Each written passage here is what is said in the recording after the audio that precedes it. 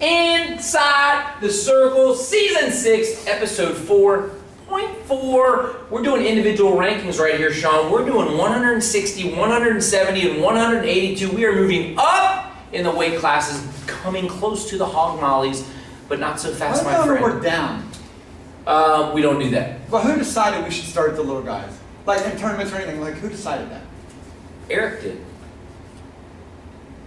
And Eric is... I don't know, the guy who decided it. Oh, that's Yeah, Eric. yeah, Eric Like did. Shannon Madonna, just one name? Yep, you know it. Well, Sean, I am excited about these weight classes. We only have 3 of them, so it's going to be a little quicker. But Sean, these... So should I just say 60? Blah, blah, blah, blah, 70. No. We want to talk give about a little them. bit more attention Yeah, to that. well, here's the deal. ITC exists, Inside the Circle exists to recognize and celebrate the accomplishments of the hardest working student athletes this side of the North Pole. And this is us recognizing and celebrating your accomplishments. Sean, 160 pounds. Good. 160 pounds here isn't a bad weight. I would probably put it in the middle of the pack as toughest overall. Okay. Darby here. I think we have another weight where we have an absolute runaway winner. I think we're gonna have 3 or 4 of those in a row here. But don't get ahead of yourself. 160 pounds. At number 4, we're going with Charles Johnson of Taze Valley. I know it's Emmanuel, but his real name's Charles. If you've ever met him, he's Charles. I like Emmanuel. It's Charles. If you talk to him, it's Charles. But anyways, he's got second at Liberty, solid kid, district experience, was on the JO team, actually pinned Edmund Ruth. Do you know who Really? Edmund Ruth is? Yes. State champion from Pennsylvania? Yes. Yeah, I think he's national, he might have been nationally ranked at the time. Pinned him. Pinting. So it shows this kid's unique style. Boy is long Can and catch lanky, anybody at bro. any point. That's He's right. very dangerous out. Yes. At number 3, we're going with your boy, Watkins. Cole 4. I know he's not at Yes. 60. I know maybe he's mentioned 70 and they think he might be there. I just He's think banged up a little bit too, I but just think 60 is a better fit for him. I Yeah. know he's kind of on the bubble. I'm just going to put him at 60 because I just think this weight class fits him like a glove. and you're wearing a walking shirt. And I'm wearing a walking shirt. There you so, go. Returning state qualifier. We haven't seen him yet. I believe mid-January is when they think he's going to make his debut. So right now we don't have much to go on, but he was returning state qualifier. Then other than that, yeah. And we will put him at number 3. At number 2, we're going Bates here from Marysville. And why Had a not? Great tournament at Greater Miami Valley, getting 6. Had that Yes. big win over Snodgrass before losing to him later. Right. But again, it shows his potential. He was a state placer last year for them. So a solid kid. You got to think those workout partners he's got with Hurd and Marsh got to help in the room. So Right. right now we're going to go at number 2. At Who's my top guy at Your 160? top guy, Jaden Maddox of Central Crossing, looking to be the only second 4-time district champion. Who was the first one? Willie Weinberg. Enright. TJ from Enright. Westland. I said district champion. Relax. No, you got confused here. No. You want to hear this? No. You know how easy this is for me? Yeah. Anyways, Jane Maddox is an insurmountable favorite here, like we talked about. First at North Canton Hoover, first at Marion Harding over the weekend. Unless something crazy happens, I don't see him possibly losing here. He's just probably one of the top 10 wrestlers ever to come out of Columbus, regardless of weight or division. And that's really saying something. You look at the history of Central Certainly. Howard, back from Licking Heights, all the DeSabados, first 4-time state champion. Yeah. Mike Zimmer. I mean, Yeah. I really do put him up there with one of the all-time greats this district has Here's produced. hoping his phone doesn't break. Yeah, That's I don't know it. what that means. But anyways, we You're not have inside the Jade circle. I'm Maddox inside the circle. I know at Jade Maddox. number 1. Go ahead. 170 pounds! Sean, this is one of those weight classes you talk about a clear-cut favorite.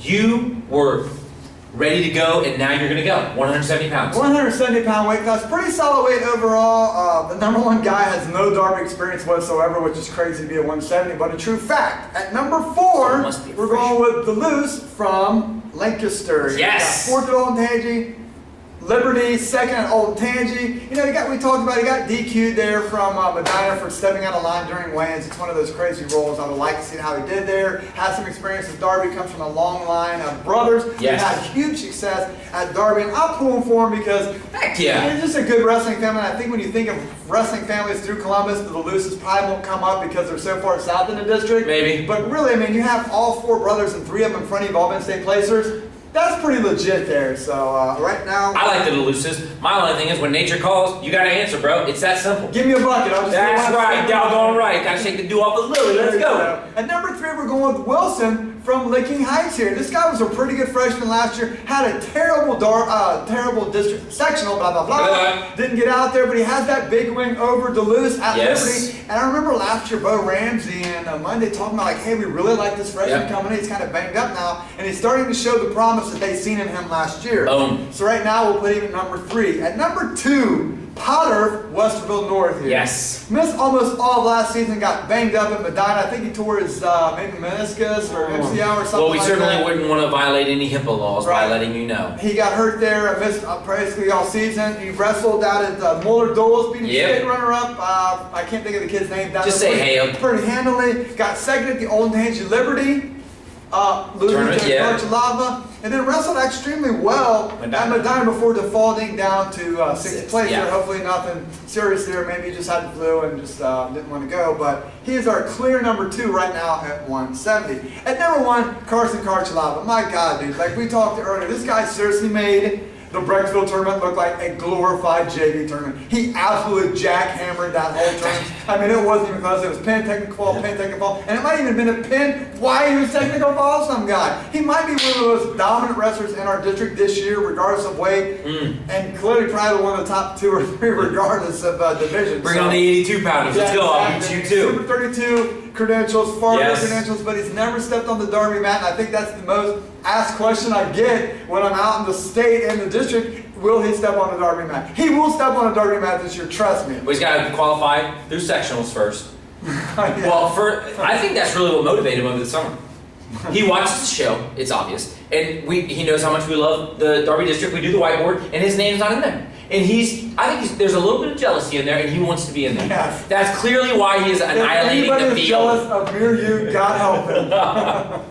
But Carson Karchalava is clearly the guy to beat here. Like I said, he's probably one of the most fun wrestlers to watch in our district. Because he's scoring. That's it. His offense never stops. So 160, 170. Sean, let's go 182. Top wrestlers at 182 pounds. Booyah.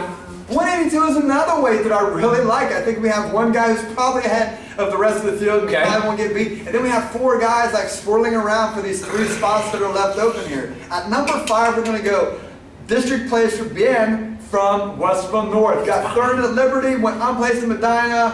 Solid kid overall. He was probably 2 seconds away from being a state qualifier. I don't know if you remember that match with Fitzpatrick last year where I think he was in a situation where I really didn't think he could lose and just unlucky, which is that center mat. That center mat always gets you. There's always one, man. That center mat always gets you there. End up being a district placer. At number 4, we're going with Pulliam from Dublin Scioto. Me and Mark would get a chance to watch him wrestle this week. He kind of burst on the scene last year early, got hurt mid-season. We haven't seen him, but this guy did a lot of wrestling in the summer. Has that win over McRitchie at the Old Tangy tournament. Got 4th yesterday at Marion Harding. And he just looks like a kid when I see him wrestle that has so much potential. And I can't think, just working in that room with Huddle after 2 months, what this kid is going to become Derby time.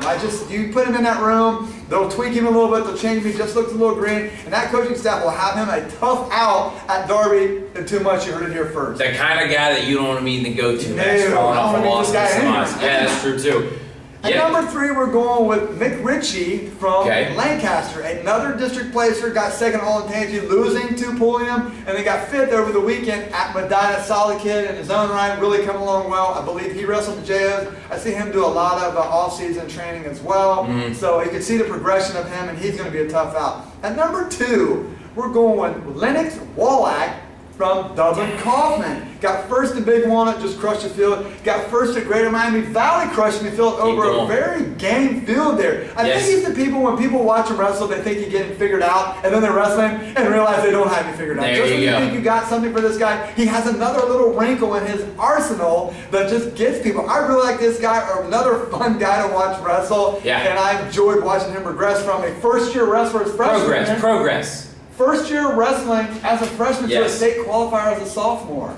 God, he just seems to be getting... You got a good foundation. I thought he had it in BJJ or judo, maybe? He's got judo, but still, it helps. It does, you know your body a little bit. But still, first year wrestler is a first year wrestler. Right, and it is important to notice that he's number 2, so we still have one more name, Sean, to pull out of a hat. Yeah, number 1 here is Trev Lawson from Old Tangy Liberty. Got 1st at Liberty pretty handily. Got 1st at Brecksville over said state champion from Campville, Crawford. I don't know if you know who Crawford is. Actually got a phone call about that kid. And they got 5th at Ironman, losing in overtime to, I believe, the eventual champion there. in the semifinals at Ironman. Solid kid, two-time state placer, former state finalist.